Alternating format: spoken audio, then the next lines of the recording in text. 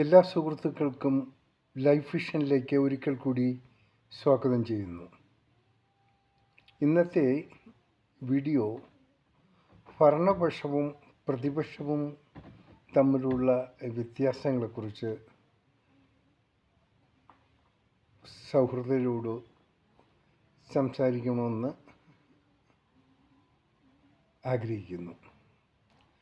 നമുക്കെപ്പോഴും ഒരു ഭരണപക്ഷം സ്ട്രോങ് ആകണം, ഭരണപക്ഷം എപ്പോഴും ആക്റ്റീവായിരിക്കണം.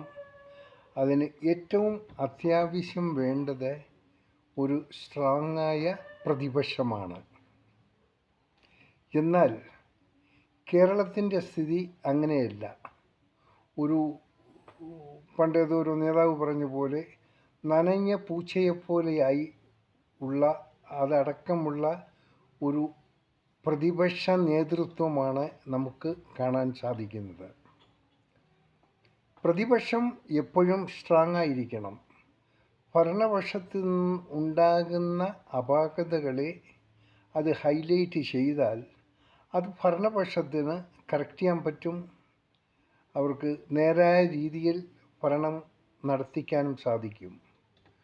ഒരു ഇന്നാക്റ്റീവായിട്ടുള്ള ഒരു പ്രതിപക്ഷമാണ് ഉണ്ടെങ്കിൽ അവിടെ ഭരണപക്ഷത്തിന് അവർ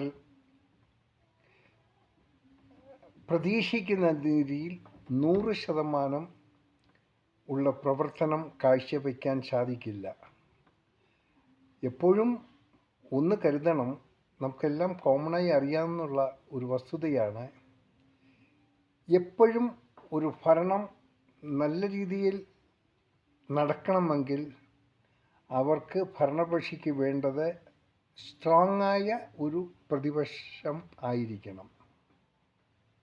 എങ്കിൽ മാത്രമേ അത് രാജ്യത്തിന് ഗുണകരമാകൂ, പബ്ലിക്കിന് ഗുണകരമാകൂ. ആയതുകൊണ്ട് എനിക്ക് ചെറിയൊരു റിക്വസ്റ്റ് ഉള്ളത്, പ്രതിപക്ഷത്തിനോട് പറയാനുള്ളത്, സാധിച്ചാൽ ഒരു സ്ട്രോങ്ങായുള്ള ഒരു പ്രതിപക്ഷ നേതാവിനെ നിങ്ങൾ ആ സ്ഥാനത്തേക്ക് കൊണ്ടുവരിക.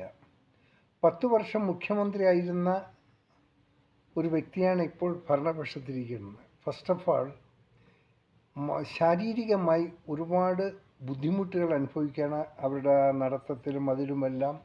അതായത് ഭരണപക്ഷത്തെ നല്ല രീതിയിൽ കാര്യങ്ങൾ പറഞ്ഞ് ബോധ്യപ്പെടുത്താനും ചെയ്യുന്ന തെറ്റുകളെ പരസ്യമായി പറഞ്ഞ് അവരെ നേരായ മാർഗത്തിൽ കൊണ്ടുവരേണ്ടയും ഉള്ളൊരു പ്രധാന കടമ നിക്ഷിപ്തമായിരിക്കുന്നത് പ്രതിപക്ഷത്തിലാണ്. അതില്ലെങ്കിൽ ഭരണപക്ഷത്തിന് വിചാരിക്കുന്ന തോതിൽ 100% അവരുടെ ഭരണം കാര്യമായി നിർവഹിക്കാൻ സാധിക്കില്ല. എന്നാൽ ഒന്ന് ചിന്തിക്കേണ്ടതേ, ഈ പ്രതിപക്ഷം എല്ലാത്തിനും കയറി കുറ്റം കണ്ടുപിടിക്കുക, എല്ലാത്തിനെയും നിശിതമായി വിമർശിക്കുക, അതാകരുത്. അത് നല്ലൊരു പ്രതിപക്ഷത്തിൻ്റെ സ്വഭാവം, പ്രതിപക്ഷത്തിൻ്റെ രീതി അങ്ങനെ ആയിരിക്കരുത്. പ്രതിപക്ഷവും ഭരണപക്ഷവും ചേർന്ന് നിന്ന് ജനങ്ങൾക്ക് ഗുണകരമായ കാര്യങ്ങളാണ് ചെയ്യേണ്ടത്. ഇപ്പോൾ ഭരണപക്ഷത്തിന് അവർ ഏറ്റെടുത്ത ദിവസം മുതൽ ഈ നാൾ വരയ്ക്കും അവർ മാക്സിമം നല്ല കാര്യങ്ങളാണ് അവർ പബ്ലിക്കിന് പ്രസൻറ്റ് ചെയ്തിരിക്കുന്നത്. ഒരു പരിധിവരെ അത് നടത്താൻ അവർ ശ്രമിക്കുന്നു.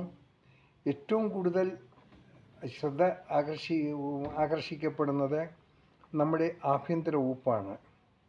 ഏറ്റവും കൂടുതൽ മനുഷ്യരാശിയെ, കുടുംബത്തെ, കുടുംബസ്നേഹത്തെ, ബന്ധത്തെ മൊത്തം നശിപ്പിക്കുന്ന മയക്കുമരുന്നിന് എഗൻസ്റ്റായിട്ടുള്ള ഈ തൂഫാൻ പോലുള്ള ഒരു ഓപ്പറേഷൻ നല്ല രീതിയിലാണത് വിജയം കാണുന്നത്. ആഭ്യന്തരമന്ത്രിയുടെ ഇടയ്ക്കുള്ള പ്രഖ്യാപനങ്ങൾ നല്ലതാണ്. ഒരു വകുപ്പ് മന്ത്രി സ്ട്രോങ്ങായെങ്കിൽ മാത്രമേ അവരുടെ അത് പ്രായോഗികമാക്കാൻ ഇടപെടുന്നവർക്ക് വേണ്ടി ഇടപെടുന്നവർക്ക് ശരിയായ രീതിയിൽ അവരുടെ ജോലികൾ, അവരുടെ കർമ്മങ്ങൾ ചെയ്യാൻ പറ്റൂ. ഇപ്പോൾ ഓപ്പറേഷൻ തൂഫാനിൽ ഏറ്റവും കൂടുതൽ പങ്ക് വഹിക്കേണ്ടി വരുന്നത് പോലീസ് സേനയാണ്. അപ്പോൾ ഈ പോലീസ് സേനയ്ക്കുള്ള പ്രചോദനം ആഭ്യന്തര മന്ത്രിയിൽ നിന്നും കിട്ടുന്നതിലും കൂടുതലായി പബ്ലിക്കിൽ നിന്നും കിട്ടണം. പബ്ലിക് സപ്പോർട്ട് ഉണ്ടാകണം. എങ്കിൽ മാത്രമേ ഈ കർമ്മം നല്ല രീതിയിൽ നടപ്പാക്കാൻ ശ്രമിക്കുന്ന നമ്മുടെ പോലീസ് സേനയ്ക്ക് ഒരു ഉത്തേജനവും ഒരു സ്പിരിറ്റും ഉണ്ടാകുകയുള്ളൂ. അതിന് പബ്ലിക്ക് ഒന്നിച്ച് ഒരു മനസ്സോടുകൂടി നിൽക്കണം. കഴിഞ്ഞ കാലങ്ങളിൽ ആർക്കും യഥോഷ്ടം മയക്കുമരുന്ന് വിപണനം നടത്താൻ അങ്ങനെ തുറന്ന ഒരു മാർക്കറ്റ് പോലെ ആയിപ്പോയി.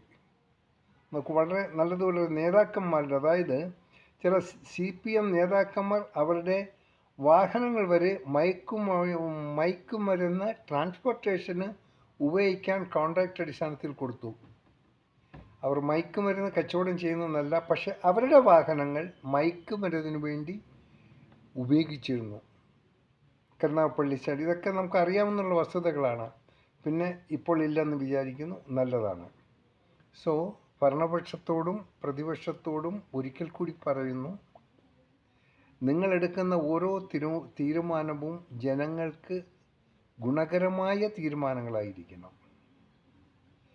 ജനങ്ങൾക്ക് സമാധാനം ഉറപ്പുവരുത്തുന്നതും ജനങ്ങൾക്ക് സൗകര്യമായി യഥോഷ്ടം ഏതു ഭാഗത്തും എപ്പോഴും ഒരു ഭയവുമില്ലാതെ പോകാനും വരാനുമുള്ളൊരു സാഹചര്യം സൃഷ്ടിക്കണമെങ്കിൽ ഈ മയക്കുമരുന്ന് ഉപയോഗിക്കാൻ വേണ്ടി റോഡിൻ്റെ അവിടെ ഇവിടെയും എവിടെയെങ്കിലും ഇടറോഡുകളിൽ തങ്ങി നിൽക്കുന്നവരെ ഉണ്ടെങ്കിൽ ഈ യാത്രാ സൗകര്യം ഉണ്ടാക്കില്ല. സ്ത്രീകൾക്ക് വഴി നടക്കാൻ പറ്റില്ല. പല പ്രശ്നങ്ങളും ഉണ്ടാകും. അതുകൊണ്ട് പബ്ലിക്ക് കൂടിച്ചേർന്ന് നമ്മുടെ പോലീസ് സേനയും ചേർന്ന് നിന്നാൽ ഈ മയക്കുമരുന്ന് രോഗികളെ ഇവിടെ ടോട്ടൽ നമുക്ക് ഒതുക്കാൻ പറ്റും. കേരളത്തിൽ ഇതിൻ്റെ ഉപയോഗം ഉണ്ടാകാൻ പാടില്ല. ഒത്തിരി കുടുംബങ്ങൾ നമുക്കറിയാം, ഒത്തിരി കുടുംബങ്ങൾ അനാധീനമായി പോയി. പലരുടെയും ജീവൻ നഷ്ടപ്പെട്ടു. മക്കൾക്ക് മാതാപിതാക്കളെ നഷ്ടപ്പെട്ടു. മാതാപിതാക്കൾക്ക് മക്കളെ നഷ്ടപ്പെട്ടു. ഇതെല്ലാം മയക്കുമരുന്നിൻ്റെ പ്രത്യാഘാതങ്ങളാണ്. മയക്കുമരുന്ന് കൊണ്ട് ഇവിടെ ആരും ഒന്നും നേടാൻ സാധിച്ചിട്ടില്ല. ചിലരുടെ ഇതിൽ ഏറ്റവും ദുഃഖകരമായ മാർഗം ക്വാളിഫൈഡ് ആയിട്ടുള്ള ആൾക്കാർ വരെ ഈ മയക്കുമരുന്നിന് അടിമയാകുകയും ലേറ്റർ സ്റ്റേജിൽ മയക്കുമരുന്നിൻ്റെ വിതരണക്കാരാകുകയും മാറുന്ന ഒരു സാഹചര്യം വരെ കേരളത്തിലുണ്ടായി. നമുക്കറിയാമെന്നുള്ളതാണ്. ഞാനതിൽ വ്യക്തത വരുത്താൻ ആഗ്രഹിക്കുന്നില്ല. ഇവൻ ടെക്നോ പാർക്കിൽ നല്ല ശമ്പളം വാങ്ങുന്നത് വരെ ഈ കച്ചവടത്തിൽ പെട്ടതായിട്ട് കണ്ടുപിടിച്ചു. എന്തിനു വേണ്ടി? കഞ്ചാവ് ചെടി വീട്ടിൽ നട്ടു വളർത്തി ഇതിൻ്റെ ബിസിനസ് നടത്താൻ വരെ ശ്രമിച്ച ആൾക്കാരുമുണ്ട്. ഇതെല്ലാം കേരളത്തിലാണ്. അതുകൊണ്ട് വീണ്ടും പറയുന്നു, പൊതുജനങ്ങൾ, ഞാനടങ്ങുന്ന നമ്മളെല്ലാം തീർന്ന് ഈ മയക്കുമരുന്നിൻ്റെ ഏതെങ്കിലും ശൃംഖലയെക്കുറിച്ച് എന്തെങ്കിലും വിവരം കിട്ടിയാൽ അത് ഉടൻ തന്നെ പോലീസ് സ്റ്റേഷനിൽ അറിയിക്കുക. അവർ നമ്മുടെ പേര് രഹസ്യമായി സൂക്ഷിക്കും. പുറത്ത് പബ്ലിക്കിലാക്കിയില്ല. അത് പബ്ലിക് ചെയ്താൽ ഉണ്ടാകുന്ന പ്രത്യാഘാതങ്ങൾ എല്ലാവർക്കും അറിയാം. അത് പോലീസിന് ശരിയായി അത് രഹസ്യമായി തന്നെ സൂക്ഷിച്ചിരിക്കും.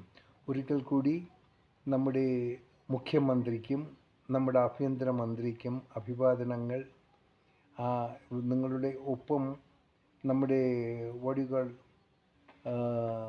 ആരോഗ്യമന്ത്രി, അദ്ദേഹത്തിൻ്റെയും പല പരിഷ്കാരങ്ങളും കൂടുതൽ മാറ്റങ്ങൾ നമ്മുടെ മെഡിക്കൽ രംഗത്ത്, ആരോഗ്യരംഗത്ത് ഉണ്ടാകുമെന്ന് പ്രത്യാശിക്കുന്നു. ഒരു കാര്യം സത്യമാണ്, UDF ഉള്ള ഓരോ മന്ത്രിമാരും അവരുടെ വകുപ്പുകൾ, അവരുടെ ആ വകുപ്പിലുള്ള കാര്യങ്ങൾ എത്ര കണ്ട് പുരോഗമനപരമായ രീതിയിൽ ചിന്തിച്ച് അതിനെ എങ്കിൽ പ്രായോഗികമാക്കുമെന്നുള്ളൊരു വിശ്വാസമുണ്ട്. അങ്ങനെ ഊർജ്ജസ്വലതയുള്ള മന്ത്രിമാർ തന്നെയാണ് ഇന്ന് നമുക്ക് ലഭിച്ചിരിക്കുന്നത്. അത് കേരളത്തിൻ്റെ ഒരു ഭാഗ്യമാണ്, കേരളീയരായ നമ്മുടെ ഒരു ഭാഗ്യമാണ്. അവരുടെ ആരോഗ്യത്തിന് എപ്പോഴും നമ്മൾ ഈശ്വരനോട് നേരണം. അവരുടെ ബുദ്ധിക്കും ശക്തിക്കും എപ്പോഴും ഒരു ഊർജം ലഭിക്കാനും നമുക്ക് ഈശ്വരനോട് നേരാം. കാണാം വീണ്ടും മറ്റൊരു വീഡിയോയിലൂടെ. ഞാൻ GK തുമ്പക്കാരൻ. Thank you.